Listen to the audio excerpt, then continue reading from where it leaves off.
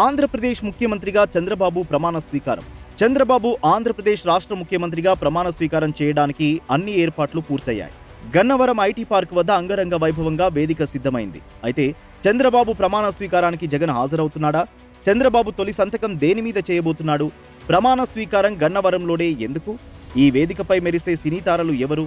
వీటన్నిటికీ సమాధానం తెలియాలంటే వీడియో పూర్తిగా చూడండి. మరియు మా ఛానల్ని సబ్స్క్రైబ్ చేసుకోవడం మాత్రం మర్చిపోకండి. వీడియోలోకి వెళ్లే ముందు ఆంధ్రప్రదేశ్ రాజధానిగా అమరావతిని ప్రకటిస్తే మీరు సమర్థిస్తారా? ఏ అవును, బి కాదు. మీ సమాధానాన్ని కామెంట్ రూపంలో తెలియజేయండి. బుధవారం ఉదయం 11:27 ఆంధ్రప్రదేశ్ రాష్ట్ర ముఖ్యమంత్రిగా చంద్రబాబు ప్రమాణ స్వీకారం చేయబోతున్నారు. చంద్రబాబు ప్రమాణ స్వీకారానికి నరేంద్ర మోడీ గారితో పాటు వివిధ రాష్ట్రాల ముఖ్యమంత్రులు, కేంద్ర మంత్రులు పెద్ద ఎత్తున పాల్గొనబోతున్నారు. ఇప్పటికే రాష్ట్రంలోని అన్ని రాజకీయ పార్టీల నాయకులకు ఆహ్వానం పంపడం జరిగింది. అందరితో పాటే నవ్యాంధ్ర మాజీ ముఖ్యమంత్రి వైఎస్ జగన్మోహన్ రెడ్డి గారికి కూడా ఆహ్వానం పంపినట్లు ఆ రాష్ట్ర సీఎస్ నీరబ్ కుమార్ అధికారిక ప్రకటనలో పేర్కొన్నారు. అయితే ప్రతిపక్ష నేత జగన్ మాత్రం దీనిపైన పెద్దగా స్పందించలేదు. దేశ నలుమూలల నుంచి కార్యక్రమానికి పెద్ద ఎత్తున ప్రముఖులు, నాయకులు హాజరవుతున్నారు కనుక ఇప్పటికే గన్నవరం సమీపంలోని అన్ని ప్రముఖ లగ్జరీ హోటళ్లలో ఇప్పటికే పెద్ద ఎత్తున రూములు బుక్ చేశారు అధికారులు. మొదటగా ప్రమాణ స్వీకారానికి సంబంధించిన ఏర్పాట్లు అమరావతిలో చేస్తామని అన్నప్పటికీ దేశ నలుమూలల నుంచి వచ్చే ప్రముఖులు వారి రక్షణ, ప్రయాణ, వసతుల అంశాల దృష్టిలో ఉంచుకుని వివిధ రాష్ట్రాల నుంచి వచ్చే వారి కోసం హెలిప్యాడ్ మరియు ఎయిర్పోర్టు సదుపాయం లాంటి అంశాలను దృష్టిలో ఉంచుకుని గన్నవరం కేసరవల్లిలోని ఐటీ పార్క్ స్థలాన్ని ఖరారు చేశారు అధికారులు. నరేంద్ర మోడీ గారు ఈ సభకు హాజరవడంతో పెద్ద ఎత్తున నరేంద్ర మోడీ అభిమానులు పాల్గొంటారని, 1,00,000కు పైగా జనం హాజరవుతారని అంచనాకి అనుకూలంగా భారీ స్థలం కూడా అవసరముండడం, అందుకు అనుకూలమైన ప్రాంతం కేసరవల్లి అవడంతో ఇక్కడే సభ ఏర్పాట్లు చేయాలని పార్టీ పెద్దలు, ఇటు ప్రభుత్వ అధికారులు కూడా ఆలోచన చేసి చంద్రబాబు గారి తుది నిర్ణయం తీసుకున్నారు. అక్కడికి వచ్చే అతిథులకు గాని, ప్రజలకు గాని ఎలాంటి ఇబ్బంది కలగకుండా చూసుకోవాలని అధికారులకు ఆదేశాలు జారీ చేయడం జరిగింది. టెర్రరిస్ట్, మావోయిస్ట్ ఆందోళనకారులు చేసే అల్లర్లు లాంటి వాటి అన్నిటినీ దృష్టిలో ఉంచుకుని ఆ ప్రాంతాన్నంతా కూడా ఎస్పీజీ బృందాలు జల్లెడపట్టి తమ ఆధీనంలోకి తీసుకున్నాయి. అయితే ఈ ప్రమాణ స్వీకారానికి సినీ నటులు రజనీకాంత్, అల్లు అర్జున్, చిరంజీవి, రామ్ చరణ్ లాంటి మరికొందరు సినీ ప్రముఖులు కూడా హాజరు కాబోతున్నారు. చంద్రబాబు ప్రమాణ స్వీకారానికి యుద్ధ ప్రాతిపదికన ఏర్పాట్లు చేస్తున్నారు అధికారులు. 14 ఎకరాల స్థలంలో అత్యంత సుందరంగా వేదికను అలంకరిస్తున్నారు.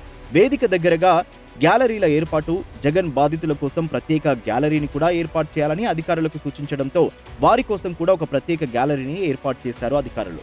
ప్రమాణ స్వీకారానికి వచ్చే అభిమానులు, నాయకులు, పార్టీ శ్రేణుల వాహనాల పార్కింగ్ కోసం 65 ఎకరాల్లో పార్కింగ్ ఏర్పాట్లను కూడా చేశారు. వర్షం వచ్చినా కూడా సభకు ఎలాంటి అంతరాయం లేకుండా ఉండడం కోసం సభాస్థలం అంతా కూడా రైన్ ప్రూఫ్ టెంట్లను వేయించారు.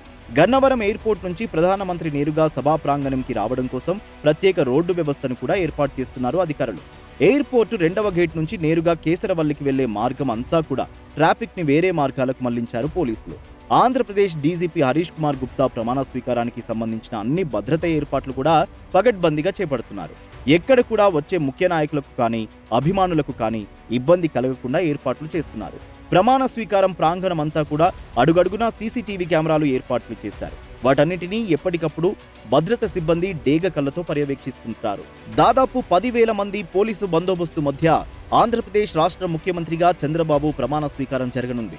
పార్టీ తరపున చేస్తున్న ఏర్పాట్లను తెదేపా అధ్యక్షుడు అచ్చెన్నాయుడు చేపడుతున్నారు. అటు అధికారులు, ఇటు పార్టీ శ్రేణులు సభ ఏర్పాట్లను దగ్గరుండి 3 రోజులుగా రాత్రింబవలు పరిశీలిస్తున్నారు. అయితే ఎన్డీఏ ప్రభుత్వ ఏర్పాటులో చంద్రబాబు కీలక పాత్ర పోషించడం వల్ల నరేంద్ర మోడీ చంద్రబాబు అడిగితే ప్రత్యేక హోదాపైన స్పష్టమైన హామీ ఇవ్వక తప్పదు గనుక దానిపైన మోదీ గారు ఎలా స్పందిస్తారో చూడాల్సి ఉంది. అంతేకాకుండా చంద్రబాబు ముఖ్యమంత్రిగా ప్రమాణ స్వీకారం చేసిన అనంతరం ఆయన తొలి సంతకాన్ని ముందుగా డిఎస్సి ఫైల్ పైన చేస్తారని చంద్రబాబు ఇటీవల ఒక పత్రిక సమావేశంలో చెప్పుకొచ్చారు. దీంతో ఎంతో కాలంగా ఎదురు చూస్తున్న డిఎస్సి విద్యార్థులు ఆశావహుల కళ్లలో ఆనందం వెల్లువిరియనుంది. అంతేకాకుండా పేద ప్రజలను ఇబ్బంది పెట్టే ల్యాండ్ రెగ్యులరైజేషన్ చట్టాన్ని రద్దు చేయబోతున్నట్లు కూడా తెలుస్తుంది. అయితే ఇదే వేదిక పైన జనసేన అధ్యక్షుడు పవన్ కళ్యాణ్ డిప్యూటీ సీఎంగా మరియు నూతన ముఖ్యమంత్రి చంద్రబాబు గారి కేబినెట్ మంత్రులు కూడా ప్రమాణ స్వీకారం చేయబోతున్నారు. ఆంధ్ర రాష్ట్ర ప్రజల జీవితాల్లో ఎలాంటి మార్పులు జరగబోతున్నాయి? చంద్రబాబు గెలుపుకు కారణమైన అంశాలు ఏంటి?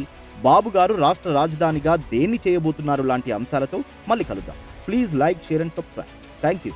మా ఛానల్ని సబ్స్క్రైబ్ చేసుకుని పక్కనే ఉన్న బెల్ ఐకాన్ పై క్లిక్ చేయండి.